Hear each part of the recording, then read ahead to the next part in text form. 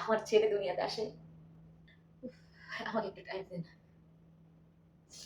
মাতৃত্বের স্বাদ হচ্ছে পৃথিবীর সবথেকে ভয়ংকর রকম সুন্দর। এই ভয়ংকর স্বাদটা পাওয়ার জন্য একটা মাকে কত কিছু সহ্য করতে হয়, কত কিছু ত্যাগ করতে হয়, সেটা শুধু একজন মাই জানে। তো আসসালামু আলাইকুম এভরিওয়ান, কি অবস্থা সবার, কেমন আছেন? তো আমার যে প্রিভিয়াস ভিডিওগুলা সেগুলো দেখলে অনেকে বুঝবেন যে আমি আগে যে ভিডিওগুলো শেয়ার করছি সেগুলো ম্যাক্সিমামই হচ্ছে প্রেগন্যান্সি রিলেটেড। তো মাঝখান দিয়ে কোনো ভিডিও আপলোড করতে পারিনি, প্রায় 6 মাস 7 মাস হবে যে কোনো ভিডিও আপলোড করতে পারিনি। কারণ আমি বাসায় একা থাকি, বাবুকে আসলে একা লালন পালন করা, তারপরে ভিডিও করা, এগুলো নিয়ে হচ্ছে সবকিছু পেরে উঠি না। আর সবার একটা কথা বলতে চাই যে আমার কিন্তু আলহামদুলিল্লাহ আলহামদুলিল্লাহ সবার দোয়ায় নর্মাল ডেলিভারিতে বাবু হয়েছে, বাড়িতেই হয়েছে। কি বলে ওই যে দাইমার মাধ্যমে আর কি, দাইমার সহযোগিতায় আমার বাবুর নর্মাল ডেলিভারিতে বাড়িতেই হয়েছে। আলহামদুলিল্লাহ যে আমার হসপিটালে যাওয়া লাগে নাই। আল্লাহর অশেষ অশেষ রহমতে আমার বাড়িতেই ডেলিভারি হয়েছে। তো আমার যে ব্যক্তিগত যে মতামতগুলো এবং আমার ব্যক্তিগত যে অভিজ্ঞতা সেগুলো আমার সাথে শেয়ার করব। ডেলিভারির 15 বা 16 দিন আগে একটা হালকা চিনচিন ব্যথা হয়, যেটাকে অনেকে মনে করে যে এটাই হয়তোবা লেবার পেন, যার মাধ্যমে বাচ্চা প্রসব হবে। কিন্তু আসলে এমনটা না। অনেকের হয়তো ব্যথা তীব্র হতে পারে, কিন্তু আমার ক্ষেত্রে কিন্তু হয়েছিল আমার 15 বা 16 দিন আগে ব্যথা হয়েছিল বলতে এই যে পিরিয়ডস এর সময় বা পিরিয়ডস হওয়ার আগে যেটা ব্যথা হয় হালকা করে, একদম খুব বেশি না, হালকা করে ব্যথাটা ওঠে। তো শরীরটা খুব খারাপ লাগতেছিল। আমি কাউকে বুঝতে দেইনি বা কারোর সাথে শেয়ার করিনি। তো আমার মূল যেদিন ডেলিভারি ছিল, আপনাদের ভাইয়া হচ্ছে তখন বাড়িতেই ছিল। তো ও খুব আমাকে প্রেশার করতেছিল যে খারাপ লাগে কিনা, শরীর যদি খারাপ লাগে তাহলে বলতাম যেন সে আমাকে হসপিটালে নিয়ে যায়। কিন্তু আমি ধৈর্যের সাথে বাড়িতে ছিলাম। আমি বলছি যে যাই কিছু হয়ে যাক, আমি আগে চেষ্টা করব, চেষ্টা করতে তো কোনো ক্ষতি নেই। তাছাড়া আমার প্রেগনেন্সিতে আপনারা অনেকে ভিডিওগুলো দেখছেন, আমি কিন্তু রীতিমতো ব্যায়াম করছি। আমাকে ডাক্তার বলছিল যে আমার বাবু নাকি উল্টো পজিশনে আছে, তার জন্য আমি ব্যায়াম করছি। আপনারা আমার অ্যাকাউন্টে ঘুরলে কিন্তু দেখতে পারবেন সেই ব্যায়াম করার ভিডিওটা, যে বাবু উল্টো ছিল। উল্টো পজিশন বলতে বাবুর মাথা এখানে ছিল, পা ছিল নিচে। তো এটা হচ্ছে আমি ব্যায়াম করছি যখন, তখন সবকিছু ঠিকঠাক হয়ে গেছে আলহামদুলিল্লাহ। তো যাই হোক, এখন আসি মূল কথায়। ডেলিভারির দিন সকালবেলা আমি, আমার মনে আছে যে আমি খিচুড়ি খাইতেছিলাম একদম লাল মরিচের ভর্তা দিয়ে। তখন হালকা একটু ব্যথাটা করছে। মানে হয় না যে পিরিয়ডস এর আগে একটু ব্যথা হয়, ওরকম একটু ব্যথা ব্যথা করছে। পরে আমি আপনার ভাইয়ের সাথে বলতেছিলাম যে হয়তো এটা তোমার সাথে আমার শেষ খাওয়া। ও আমার দিকে তাকিয়ে আছে যে এই পাগলের মতো কি বলতেছে। আসলে ওটা আমি শেষ খাওয়া বলতে এটা বুঝেছি যে তারপর থেকে হচ্ছে ওকে আমার ফ্যামিলির সবার সাথে খেতে হবে, আমার সাথে আর খাওয়া যাবে না। তখন থেকে আমার হালকা হালকা ব্যথা শুরু করলো। আমি কাউকে বলি নাই, ইভেন আমার হাজবেন্ডকেও বলি নাই। তখন আমি মার বাসায় ছিলাম। আমার মাকে তো একদমই বলি নাই। আমার অনেক লজ্জা লাগতো মার সাথে এগুলো শেয়ার করা বা যাই, আমি জানাইনি। কারণ আমার এর 15 দিন বা 16 দিন আগে এরকম হয়েছিল, তখন আমি জানাইনি। কিন্তু দুপুর থেকে ব্যথাটা একটু একটু বাড়তেছিল। একটু একটু বলতে মানে পর্যায়ক্রমে বাড়তেছিল। ঘুরে ঘুরে ব্যথাটা আসতেছিল। যখন দুপুরে খেতে বসছি, তখন আরকি আমি আমার হাসব্যান্ডকে বলতেছিলাম যে, "আমার মনে হয় শরীরটা খারাপ লাগতেছে।" তো ও তো আমার দিকে তাকায় আছে। আহারে বেচারাটা যে তখন কেমন লাগছে, খুব টেনশনে পড়ে গেছিল।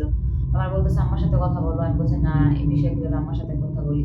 তো আরকি আমার বোনের সাথে কথা বললাম। বড় বোনের সাথে কথা বলছি যে শরীর খারাপ লাগতেছে। তখন দাইমাকে নিয়ে আসলো। দাইমা তো ফোন দিয়ে বকা ধরছে আমার আম্মুকে যে, "হ্যাঁ, তোমরা বেশি করো, অতিরিক্ত করো। তোমাদের কারণে মেয়েরা ভয় পেয়ে যায়। ব্যথাটা উঠতেছে, উঠুক না।" তারপরে আমরা সন্ধ্যাবেলা আরকি যখন দাইমা আসলো, তখন আমাকে এসে বলতেছে এখনো নাকি আমার পেট উপরে। পেট বলতে বেবি বাম্পটা একটু উপরে। যখন নাকি ডেলিভারির সময় ঘনিয়ে আসে, তখন পেটটা নিচের দিকে নামে। তো উনি দেখতেছিল যে আমারটা না আগের পজিশনে আছে, শুরু থেকে যেভাবে ছিল। তারপর হঠাৎ করে আমাকে জিজ্ঞাসা করতেছে যে ব্যথাটা কোন দিক দিয়ে উঠতেছে। তো আমি ভাই ছেলের ব্যথা, মেয়ের ব্যথা এগুলা বুঝতে পারি না। আর আমার তখন কোন চিন্তা ভাবনা ছিল না যে আল্লাহ দুনিয়াতে আমার কি ছেলে দিবে না মেয়ে দিবে। তো আমি উনাকে সরাসরি বললাম যে ব্যথাটা আমার নাভির নিচ থেকে শুরু করে ব্যথাটা উঠতেছে। তো বলতেছে এটা আমার নাকি খুব ভালো একটা সাইন যে ব্যথাটা পেট থেকে মানে নিচ থেকে উঠে, নাভির দিক থেকে উঠে, এটা নাকি খুব ভালো একটা সাইন। তো গেল এই বিষয়টা। তো হঠাৎ করে আমার খুব বমি হইল। বমিটা হওয়ার পরে আমি দেখলাম যে আপনাদের ভাইয়া খুব ভয় পেয়ে গেছে। তো আমারও টেনশন হলো যে আমি অনেকের কাছে শুনছি কিন্তু বমির কথা কারো শুনিনি। তখন দাইমা বলল যে বমি হওয়াটা ভালো লক্ষণ যে বাচ্চা নিচে নামে। তো তখন থেকে আমার বাবু হচ্ছে দুনিয়াতে আসার জন্য প্রস্তুতি নিচ্ছিল। কয়েকবার আমার বমি হইছে। যাই হোক তখন আমার তো মানে কি বলবো, আমার এত পরিমাণ খারাপ লাগছে শরীর বলার মতো নাই। একটু পরপর আমার ওয়াশরুম পাইতো। এটা হচ্ছে ২য় একটা কারণ যে একটু পরপর আমার ওয়াশরুম পাইতো। এর মধ্যে একটা কথা বলি, দেখেন আপনারা বলবেন আমি কি পয়েন্ট আকারে কেন বলতেছি না। আসলে আমি যদি পয়েন্ট আকারে বলতে যাই হয়তো আমি কথা গুলাই ফেলবো। আমি এত পয়েন্ট আকারে বলতেছি না, আমার সাথে মানে শুরু থেকে যেগুলা ঘটছে আমি জাস্ট ওগুলাই বলে আসতেছি। তো গেল হচ্ছে আমার হালকা হালকা ব্যথা চলে গেল, আহ, পেটের দিক দিয়ে যে ব্যথাটা উঠলো সেটা গেল, তারপর হচ্ছে আমার যে বমি পাইছে সেটাও গেল। তারপর যে জিনিসটা আমার সামনে আসছে আর কি, আমি ওয়াশরুমে যেতাম, আমার মনে হয় যে এই বুঝি আমার একটু টয়লেট পাইছে, আমি জন্য টয়লেটে দৌড়ে যেতাম। আচ্ছা আমি তো বলে দিই যে তখন বাবু হওয়ার আগে ঘন ঘন হচ্ছে আমার কেমন জানি একটা তরল পদার্থ যাইতো। আমি স্ক্রিনে দিয়ে দিলাম ছবিটা, একটু ভালো করে খেয়াল করে নিবেন। তো এখনো বলবেন অনেকে যে না আপনি কি ছবি তুলে রাখছি, হ্যাঁ আমি ছবি তুলে রাখছি। তো এরকম পেন আসে পেন যায়, এরকম করতে করতে হচ্ছে রাতে 12টা বেজে গেছিল। এর মধ্যে দেখি আমার দাইমা আমাকে বলতেছে যে তোমাদের বড় ঘরে ছিলাম আমরা, ওখান থেকে আমার দোতলা ঘরে নিয়ে যাবে। দোতলা ঘর অনেকে চিনতে পারবেন।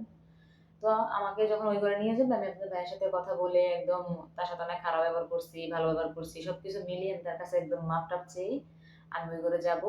ওই মানুষটা আমাকে শুধু একটা কথা বলছিল যে রিস্ক নেওয়া যাবে না, যদি তোমার খুব বেশি কষ্ট হয় তাহলে তোমাকে বলবো, আমি জাস্ট তোমাকে হসপিটালে ভর্তি করবো, কোনো রিস্কে যাবে না। সে আমার জন্য আল্লাহর কাছে অনেক দোয়া করছে। যখন পেন হতো তখন আমি হাঁটাহাঁটি করতাম, আমি গিয়ে দেখি আপনাদের ভাইয়া হচ্ছে একদম জায়নামাজ বিছিয়ে আল্লাহর কাছে ফরিয়াদ করতেছে, কান্নাকাটি করতেছে। এটা দেখে খুব ভালো লাগছে, আমি শক্তি পাইছি। আর না, আমার হাজবেন্ড আমার জন্য দোয়া করতেছে, আমার এটা চেষ্টা করতে হবে।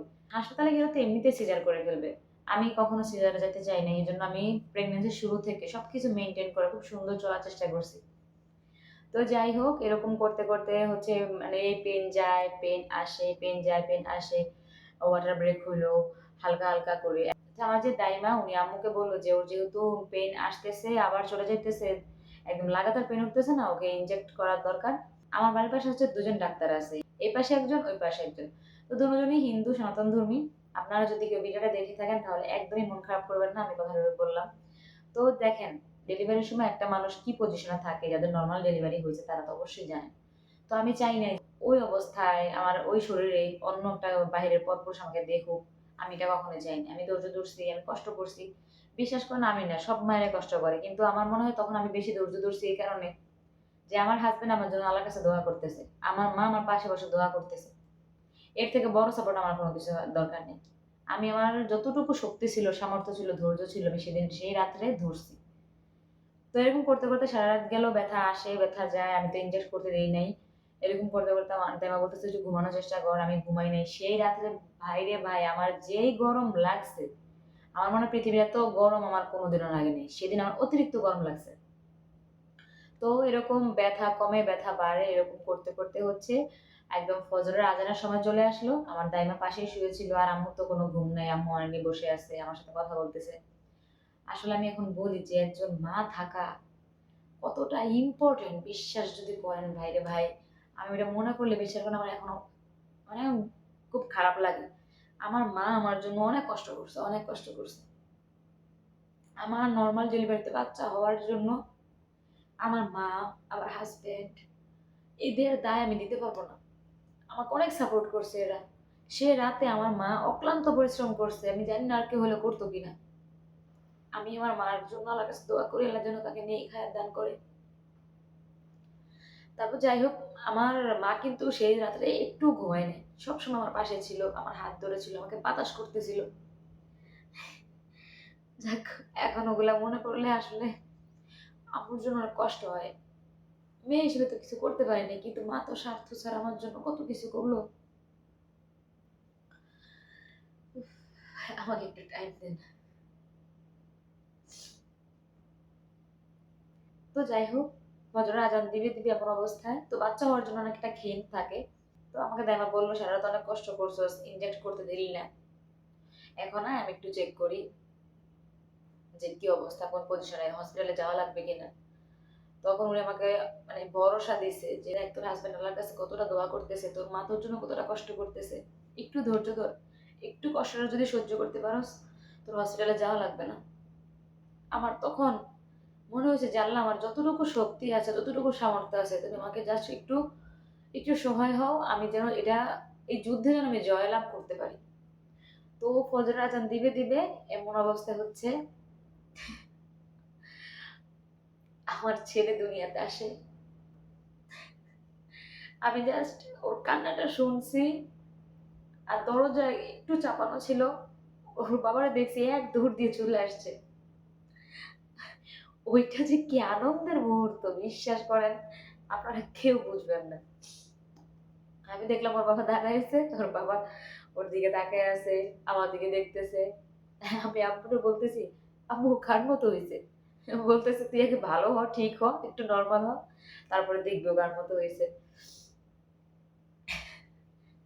তো যাই হোক, আসলে পুরোনো স্মৃতির কথা মনে করতে গেলে এটা কিন্তু দুঃখের কান্না না, এটা বিশেষ করে এটা দুঃখের কান্না, এটা অবশ্যই সুখের কান্না।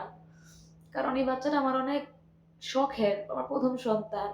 আমার লাইফে অনেক উত্থান পতন গেছে, এই 20-22 বছরে আমার জীবনে অনেক উত্থান পতন গেছে। আমার পৃথিবীতে কোনো বেঁচে থাকার কোনো কারণ ছিল না, এখন আমার ছেলের জন্য আমার বাঁচতে ইচ্ছে করে, আমার ঠিকঠাক মতো চলতে ইচ্ছে করে। তো এই ছিল আমার নর্মাল ডেলিভারির যে অভিজ্ঞতা, আপনাদের সাথে শেয়ার করলাম। এখন অনেকে খারাপ মন্তব্য করতে পারেন, আমার কিচ্ছু যায় আসে না, বিশ্বাস করেন।